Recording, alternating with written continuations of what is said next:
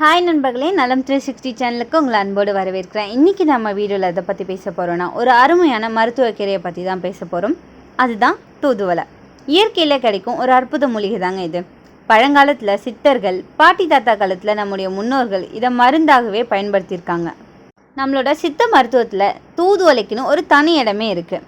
இன்றைக்கி நம்ம வீடியோவில் தூதுவளைனா என்ன, அதில் இருக்கிற முக்கிய சத்துக்கள் என்னென்ன, இதில் என்னென்ன நன்மைகள் கிடைக்குது, இதை எவ்வாறு பயன்படுத்தணும், அதிகமாக சாப்பிட்டா ஏற்படுற பக்க விளைவுகள் என்னென்ன, நம்மளோட பாட்டி வைத்தியத்தில் எப்படி இது பயன்படுத்தியிருக்கு அப்படின்றத பற்றி விரிவாக தெரிஞ்சுக்க போகிறோம். அதுக்கு முன்னாடி நலம் 360 சேனலை சப்ஸ்கிரைப் பண்ணாதவங்க சப்ஸ்கிரைப் பண்ணிக்கோங்க. மறக்காமல் பக்கத்தில் இருக்க பெல் ஐக்கானை ப்ரெஸ் பண்ணிக்கோங்க. வாங்க வீடியோக்குள்ளே போகலாம். தூதுவளை அப்படின்றது ஒரு வகையான மூலிகைன்னு சொல்லப்படுது. குறிப்பாக சித்தா மற்றும் ஆயுர்வேத மருத்துவத்தில் தூதுவளைக்கு நிறைய நன்மைகளை அளிச்சிருக்குன்னு ஒரு கருத்து இருக்குது. இது சளி, இருமல் மற்றும் சுவாச கோளாறுகள் போன்றவற்றை சரி செய்ய உதவியாக இருந்திருக்கு. சளியை குணப்படுத்த தூதுவளையை கொண்டு வீட்டிலேயே கஷாயம் செஞ்சு சாப்பிடலாம். இது கஷாயம் மட்டும் இல்லாமல் சூப், சட்னி, ரசம்னு இதை பல்வேறு ரெசிபி வகைகளில் பயன்படுத்தலாம். இந்த மருத்துவ பண்புகள் நிறைஞ்ச தூதுவளை செடிகள் முட்கள் நிறைஞ்சதாக காணப்படும். இந்த தூதுவளை செடி ஒரு காட்டுக்கீரை வகையை சேர்ந்ததுங்க. இதோட இலைகள் ஓரளவு முள் கொண்டதாக இருக்கும். மலர்கள் ஊதா நிறம் இருக்கும். பழங்காலத்தில் மூச்சு காசு கீரை அப்படின்னு இதை அழைச்சிருக்காங்க. தமிழில் இதோட பேர் தூதுவளை. ஆங்கிலத்தில் கிளைம்பிங் பிரிஞ்சால்னு ஒரு பேர் இருக்குது. சமஸ்கிருதத்தில் அலார்கான் இதுக்கு ஒரு பேர் இருக்குது. சித்தர்கள் இதை மருந்தின் மன்னன் அப்படின்னு அழைச்சிருக்காங்க. இந்த மருத்துவ பண்புகள் நிறைஞ்ச இந்த தூதுவளை செடி முட்கள் நிறைந்ததாக காணப்படும். இலைகளில் முட்கள் காணப்படும். எனவே இதை நம்ம பறிக்கும்போது கவனம் தேவை. இதை வீட்டில் வளர்த்தாலும் கவனமுடன் கையாள வேண்டும். இந்த தூதுவளை செடியில் இருக்கிற பூக்கள் வாடாமல்லி நிறத்தில் காணப்படும். தூதுவளையில் அமினோ அமிலங்கள், சாப்போனின்கள், ஃபீனோலிக், ஸ்டிராய்டுகள், ட்ரிட்டர்பினாய்டுகள் போன்ற உட்பொருட்கள் நிறைஞ்சிருக்குங்க. இது தவிர இதில் சோலைன், சோலோசோடின், டியோசோஜனின் போன்ற வேதிப்பொருட்களும் காணப்படுது. காய்ந்த தூதுவளை பொடியில் டானின்கள், கார்போஹைட்ரேட்டுகள் காணப்படுது. சளி மற்றும் இருமலை போக்க உதவும் சிறந்த மூலிகையில் இந்த தூதுவளையும் ஒன்று. ஆரம்ப நிலையிலேயே சளி, இருமல் நோய்களை போக்க உதவக்கூடிய சிறந்த தேர்வாக இந்த தூதுவளை அமையுது. இதனை ரசம் வைக்க பயன்படுத்தலாம். வழக்கமாக ரசத்தில் இந்த தூதுவளை இலையை அரைச்சி கலந்து எடுத்துக்கொள்வதன் மூலம் சளி, இருமலை போக்கலாம். இதன் மூலம் நெஞ்சு சளி, இருமல், மூக்கடைப்பு, சைனஸ் தொற்று போன்றவற்றை நம்மளால் கட்டுப்படுத்த முடியும். தூதுவளை சாறு வீக்கத்திற்கு எதிரான குணங்களை கொண்டிருக்குங்க. எனவே உடலில் வீக்கம் ஏற்படும் போது தூதுவளையில் சூப் அல்லது ரசம் வச்சு அடிக்கடி சாப்பிடலாம். இவ்வாறு தூதுவளையை உட்கொள்ளும் போது அது அந்த வீக்கத்தை குறைக்க ரொம்பவே ஹெல்ப்ஃபுல்லாக இருக்குது. ஆஸ்துமாவை குணப்படுத்த தூதுவளை மிகவும் முக்கிய மூலிகையாக கருதப்படுதுங்க. தூதுவளையை கொண்டு சூப் வச்சு அருந்துவது ஆஸ்துமாவால் பாதிக்கப்பட்டவங்களுக்கு ஒரு சிறந்ததாக அமையுது. மேலும் இருமல் மற்றும் மூச்சு திணறல் போன்றவற்றை குணப்படுத்தும் தன்மை இந்த தூதுவளைக்கு இருக்குது.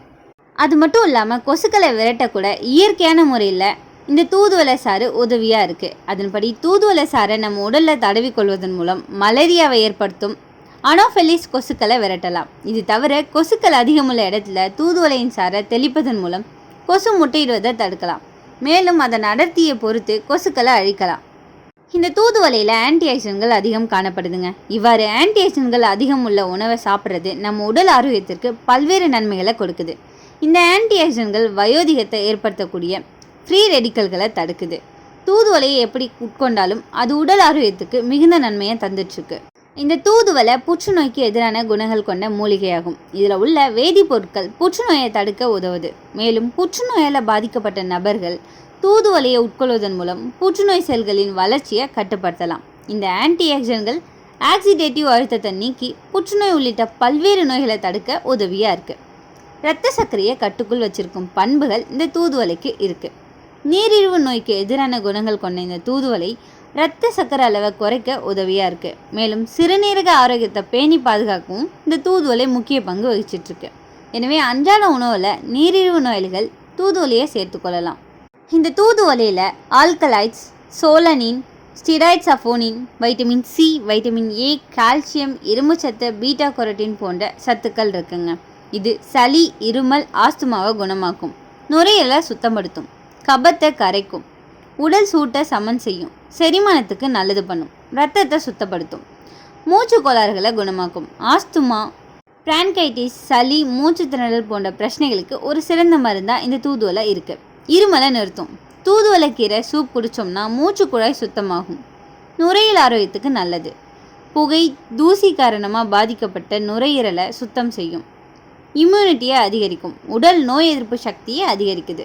செரிமானத்துக்கு நல்லது. வயிற்றுப்போக்கு, அஜீரணம் போன்றவற்றை குறைக்கும். எரிச்சல், புண், சொறி, சிரங்கு ஆகியவற்றை போக்குறதுக்கு ரொம்பவே உதவியாக இருக்குது. பிள்ளைகளுக்கு சளி வந்தால் தூதுவளை கீரை சாறு கொடுத்தா அது நல்ல பயனை கொடுக்கும். மன அழுத்தத்தை குறைக்கும். சுவாசம் சீராக இருப்பதால் உடல் மன அமைதி கிடைக்கும். குடல் தெளிவாகும். உடலில் உள்ள நச்சுக்களை வெளியேற்றுது. பாடகர்கள், பேச்சாளர்கள் இந்த தூதுவளையை பயன்படுத்துவாங்க. அப்படின்னா இந்த தூதுவளையை எப்படி பயன்படுத்தலாம்? தூதுவளை சாறு காலையில் குடிக்கலாம். தூதுவளை சூப் சளி இருமலுக்கு சிறந்தது. தூதுவளை ரசம் பக்குவமான சுவையும் ஆரோக்கியமான நன்மையும் தரும். தூதுவளை இலை தூள் தேனோட கலந்து சாப்பிடலாம். தூதுவளை அடை அல்லது தோசை பக்குவமான உணவாக இதை நம்ம சாப்பிடலாம். இதில் கவனிக்க வேண்டிய விஷயம்னா சில பக்க விளைவுகள் இருக்க தான் செய்யுது. தூதுவளை மீதமான அளவில் சாப்பிட்றது நல்லது. அது ஒரு மருந்து மாதிரி வேலை செய்யும். ஆனால் அதிகமாக எடுத்துக்கிட்டோன்னா வயிற்று வலி, வயிற்றுப்போக்கு, உடல் சூடு அதிகரிப்பு கர்ப்பிணிகளுக்கு பாதுகாப்பானது அல்ல. குழந்தைகளுக்கு குறைந்த அளவில் மட்டும்தான் கொடுக்க வேண்டும். நம்மளோட பாட்டி வைத்தியத்தில் தூதுவளை சாறையும் தேனையும் இருமல் குணமாகிறதுக்காக கொடுத்துருக்காங்க. தூதுவளை சூப்பை சளி, கபம் குறைக்கிறதுக்கு பயன்படுத்தியிருக்காங்க.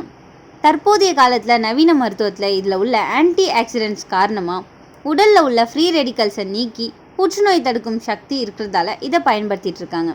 நுரையீரல் ஆரோக்கியம் மேம்படுறதுக்கும் இந்த தூதுவளையை யூஸ் பண்ணிகிட்ருக்காங்க. இப்போ உங்களுக்கு ஒரு சில கொஷின்ஸ் வரலாம். இந்த தூதுவளையை நம்ம தினமும் சாப்பிட்லாமான்னு? தினமும் சாப்பிட வேண்டாம்ங்க. வாரத்தில் 2லேருந்து 3 முறை சாப்பிட்றது போதுமானது. குழந்தைகளுக்கு கொடுக்கலாமான்னு கேட்டிங்கன்னா கொடுக்கலாம். ஆனால் கொஞ்சமான அளவில் மட்டும் கொடுக்கறது நல்லது. கர்ப்பிணிகள் சாப்பிடாமான்னு கேட்டால் மருத்துவர் ஆலோசனையின்றி இதை சாப்பிடக்கூடாது. இந்த தூதுவளையோட தூள் சந்தையில் கிடைக்குமான்னு கேட்டிங்கன்னா கிடைக்கும். ஆனால் வீட்லேயே பசுமையாக செஞ்சு சாப்பிட்றது ரொம்பவே சிறந்தது. இந்த தூதுவளை சளி, இருமல், ஆஸ்துமா போன்ற சுவாசம் தொடர்பான நோய்களை குணப்படுத்துது. நெஞ்சு சளியை போக்குது. மூக்கடைப்பு மற்றும் சைனஸ் தொற்றை குறைக்குது. இது தைராய்டு பிரச்சனைகளையும் சரி செய்து இரத்த விருத்திக்கும் நீரிழிவு நோயை கட்டுப்படுத்தவும் உதவியாக இருக்குது. புற்றுநோய் வருவதற்கு சாத்தியக்கூறுகளை குறைக்கும் தன்மை இதில் நிறையவே இருக்குது. இந்த தூதுவளையை ரசத்தில் சேர்த்து குடிக்கிறதன் மூலம் சளி, இருமல், மூக்கடைப்பு மற்றும் சைனஸ் தொற்றை கட்டுப்படுத்த முடியும். தூதுவளை நெய் தயாரித்து பயன்படுத்தினோன்னா அது மருத்துவ குணம் பல மடங்கு அதிகரிக்குது. இந்த தூதுவளை இலைகளை நீரில் கொதிக்க வச்சு குடிக்கிறது கப நோய்களை குறைக்கும். இப்படி பல நன்மைகளை நமக்கு கொடுக்குற இந்த தூதுவளை இயற்கையோட பரிசுன்னு சொல்லலாங்க. மருந்தா, உணவா, பாதுகாப்பாக நம்ம பயன்படுத்தி கொள்ள வேண்டும். ஆனால் எதையும் அளவுக்கு மீறாமல் பயன்படுத்தினால்தான் அது நமக்கு மருந்து மாதிரி வேலை செய்யும். தூதுவளை சாப்பிட்டா நம்முடைய நுரையீரல் சுத்தமாகும், குரல் தெளிவாகும், உடல் ஆரோக்கியமாக இருக்கும். அப்படிப்பட்ட இந்த தூதுவளையை எத்தனை பேர் நீங்கள் பயன்படுத்திட்டு இருக்கீங்கன்னு, அதை எப்படி பயன்படுத்துறீங்கன்றதையும் கமெண்ட்டில் சொல்லிடுங்க. இந்த வீடியோ உங்களுக்கு ஹெல்ப்ஃபுல்லாக இருக்கும்னு நான் நம்புகிறேன். இந்த வீடியோ உங்களுக்கு பிடிச்சிருந்துச்சுன்னா லைக் பண்ணுங்கள், ஷேர் பண்ணுங்கள். மறக்காமல் நம்ம சேனலை சப்ஸ்கிரைப் பண்ணுங்கள். அடுத்த ஒரு அற்புதமான வீடியோவில் உங்களை சந்திக்கிறேன். அது வரைக்கும் பை.